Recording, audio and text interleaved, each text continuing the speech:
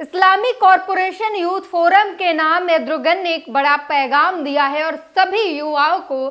सचेत रहने के लिए कहा है और साथ ही साथ सभी मुस्लिम देशों को एकजुट होने के लिए कहा है इजराइल के खिलाफ। नमस्कार, मैं ब्यूटी गिरी और आप देख रहे हैं नेशनल दस्तक। जी हां, लगातार गाजा में युद्ध विराम के लिए तमाम कोशिशें की जा रही है। गाजा में उसका हल निकले, युद्ध का कोई हल निकले, इसके लिए तमाम इस्लामिक देश जो है लगातार प्रयास कर रहे हैं, कोशिश कर रहे हैं, बैठकें कर रहे हैं। और इसी दौरान इस्लामिक कॉरपोरेशन यूथ फोरम के नाम एक पैगाम दिया है।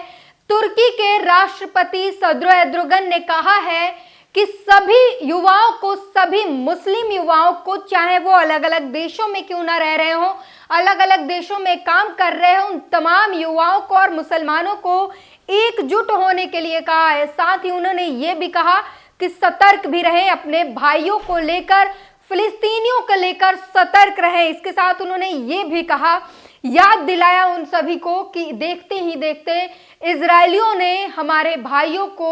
28,000 से ज्यादा हमारे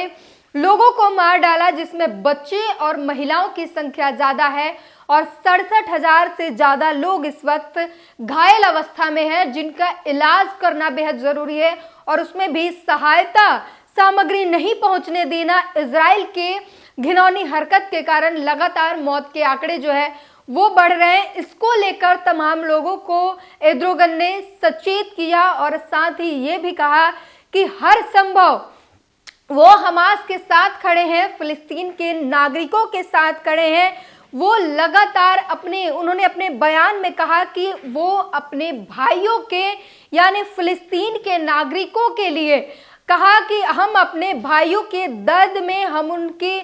साथ खड़े हैं और लगातार कोशिश करेंगे कि ये युद्ध विराम किसी तरीके से गाजा में जो जेनोसाइड हो रहा है उस पर रोक लगाई जाए, युद्ध विराम कराई जाए। उन्होंने ये भी कहा कि इजराइल की जो सजा है वो भी मुकर्रर की जाएगी, उसकी जो हरकतें उसने की है उसके लिए तमाम जो चीजें होंगी उस पर भी ध्यान दिया जाएगा। इसके साथ ही उन्होंने ये भी कहा कि इजराइल की जो घटिया हरकत है, जो क्रूर चेहरा है, वो भी दुनिया के सामने लाने की कोशिश जो है वो की जाएगी और युद्ध विराम पर लगातार काम किए जा रहे हैं, उस पर लगातार बातचीत की जा रही है और इस फिलिस्तीन में गाजा में चल रहे जेनोसाइड पर रोक लगाने के लिए हर संभव कोशिश किया जाएगा। और इसके लिए तमाम इस्लामिक जो है कॉरपोरेशन यूथ फोरम के नाम जो है इन्होंने पैगाम दिया और इस पैगाम में तमाम उन युवाओं को कहा कि अपने भाइयों के दर्द में शामिल हो और अपने भाइयों को दर्द पर मरहम बनने का काम करें। साथ ही अपने भाइयों के लिए सचेत रहें अलग अलग देशों में, क्योंकि इजराइल जिस तरीके से अलग अलग देशों में फिलिस्तीनियों को टारगेट करने की कोशिश कर रहा है, उसको लेकर उन्होंने तमाम उन मुस्लिम देशों को और तमाम उन मुस्लिम युवाओं को सचेत रहने के जो है पैगाम दिए हैं और कहा है कि अपने भाइयों के साथ खड़े रहने की इस वक्त जरूरत है। साथ ही सभी देशों को, इस्लामिक कंट्रीज को भी अपने भाइयों के साथ खड़े रहने की जरूरत है। इस पर सलाम टीवी ने क्या लिखा है मैं आपको पढ़कर सुना दूं। सलाम टीवी लिखता है, इस्लामिक कॉरपोरेशन यूथ फोरम के नाम सदर एर्दोगन का पैगाम। और इस पैगाम में मैंने बताया कि क्या कुछ उन्होंने कहा है, वो सब कुछ आपको बता रहे हैं। उन्होंने तमाम उन युवाओं को सचेत रहने के साथ साथ अपने भाइयों के साथ हमदर्द बनकर खड़े रहने के लिए बात कही है। वहीं सलाम टीवी आगे लिखता है, फिलिस्तीन तनाज़ा हल करने की कोशिश और इस कोशिश में एक अहम मीटिंग की गई। इसमें तमाम इस्लामिक देश जिन्होंने जो है सीधे तौर पर बैठक की है और आपको बता दें वो कौन से देश हैं जिन्होंने इस मीटिंग में बैठक ली, शिरकत की। उसमें है सऊदी अरब, कतर, यूएई, नहयान ने के उर्दगान, मिस्र। तमाम इस्लामिक देश जो हैं उन्होंने इस मीटिंग में शिरकत की और इसके तमाम राष्ट्रपति जो है इस मीटिंग में आए और इस मीटिंग में खास बैठक हुई, बातचीत की गई, जिसमें एक मुख्य मुद्दा रहा कि 1967 के गाइडलाइन के मुताबिक फिलिस्तीन को फिर से आजाद मुल्क घोषित किया जाए और यरूशलेम को फिलिस्तीन का राजधानी फिर से, जैसे कि 1967 की गाइडलाइन है उसके तहत फिर से यरूशलेम को उसके राजधानी बनाई जाए और फिलिस्तीन को एक आजाद मुल्क जो है वो बनाकर वहां पर पूरी तरीके से आजादी दिलाकर इस युद्ध विराम पर जो है अहम बैठक हुई, अहम चर्चे हुए और तमाम इसमें मुद्दे रखे गए, जिसमें ये मुद्दा मुख्य रहा कि 1967 के तहत जो फिलिस्तीन हुआ करता था उसकी राजधानी यरूशलेम जो उसको करके और फिलिस्तीन को पूरी तरीके से आजाद कर दिया जाए, जिसमें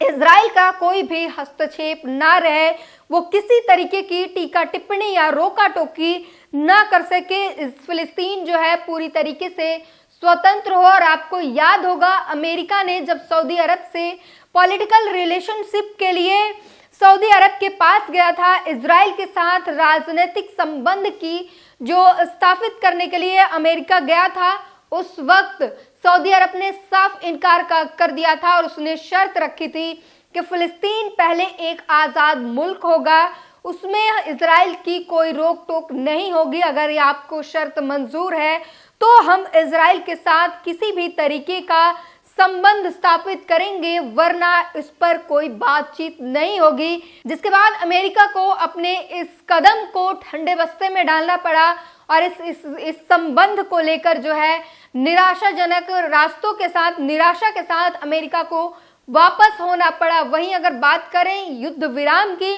तो लगातार इस पर, चाहे वो तमाम इस्लामिक स्टेट हो या तमाम और भी लोग हो, वो लगातार वहां पर गाजा में युद्ध विराम के लिए प्रयासरत है और लगातार मीटिंग की जा रही है। और हमने आपको बताया कि सऊदी अरब, यूएई, कतर और मिस्र के तमाम जो है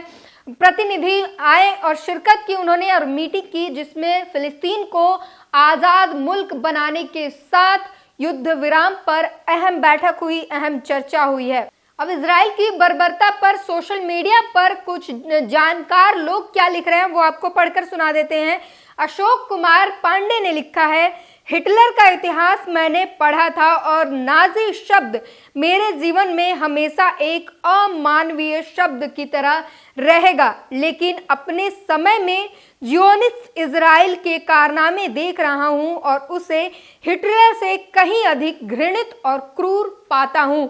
दूसरे धर्मों से नफरत और अपने धर्मों की श्रेष्ठता का पागलपन इंसान को हैवान बना देता है और जब यह राजनीति में आ जाता है तो कई पीढ़ियों को नष्ट कर देता है। अशोक कुमार पांडे लिख रहे हैं और ये लगातार इजराइल फिलिस्तीन के मामले पर एक्टिव है और वहां की हर एक पल पल की अपडेट देते रहते हैं। और इन्होंने कहा कि हमने हिटलर के इतिहास को पढ़ा था जिसमें नाजी शब्द हमारे लिए हमेशा एक अमानवीय और क्रूर शब्द था, लेकिन इस वक्त जो हम देख रहे हैं इजराइल के जियोनिस्टों की, वो हमारे लिए उससे भी ज्यादा बढ़कर है। और आपको बता दें कि ये नाजी शब्द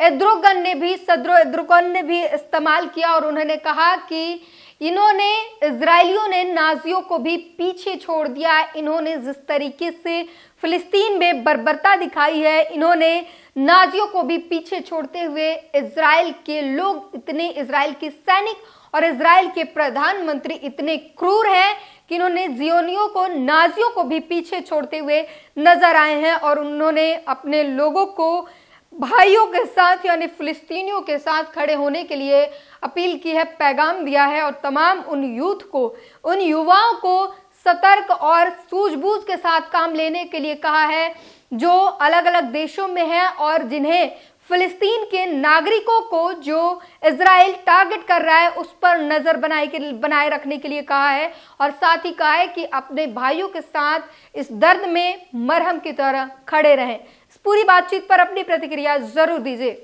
नेशनल दस्तक की आपसे गुजारिश है कि अगर इसको बचाना चाहते हैं तो नेशनल दस्तक को सब्सक्राइब करने के लिए रेड कलर के सब्सक्राइब बटन को दबाएं, फिर बेल आइकन की घंटी दबाएं। नेशनल दस्तक को बचाने के लिए बहुत जरूरी है कि हर खबर को शेयर करें, लाइक करें, कमेंट जरूर करें।